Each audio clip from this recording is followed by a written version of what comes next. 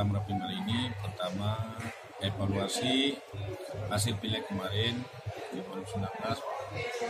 Yang kedua laporan dari DPD BPNA Aceh, di mana ada kemajuan, apa kendala, itu semua kita minta untuk dilaporkan ke DPP. Yang ketiga juga masalah koalisi Aceh Bermartabat dan kita di koalisi Aceh Hebat. Koalisi Aceh Hebat, PNA adalah salah satu partai pengusung Bapak Irwandi Nova sampai 2022, sampai habis masa jabatan Bapak Irwandi Nova. Sampai saat itulah berakhirnya koalisi Aceh Hebat, karena kita partai pengusung. Di komposisi kita di koalisi Aceh Bermartabat itu adalah koalisi parlemen, di mana tugas-tugas parlemen itu sendiri mengawal program-program Aceh Hebat untuk berjalan sebagaimana yang telah dijanjikan dalam visi misi Pak Gubernur Irwandi dan Pak Wakil Nova.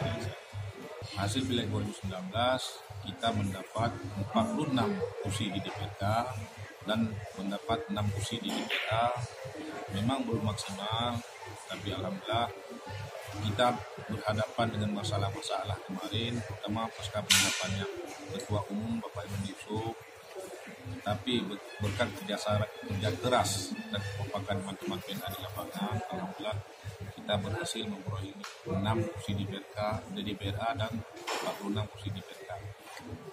Saya sampaikan ke seluruh kader PNA, jadilah partai PNA ini partai yang disayangi, disenangi, dan jadi harapan masyarakat.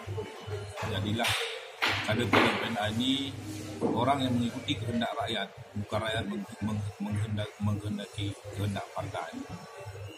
Soal Wagub kita tidak membahas, karena kita masih berharap Bapak Irwandi Yusuf bisa bebas dari keputusan hukum dibanding atau dikasasi. Setelah itu semua selesai, andai pun Allah berkehendak lain, Bapak Irwandi tidak bersalah, nanti kami akan duduk dengan partai-partai pengusung lain untuk membahas persoalan Wagub ke depan.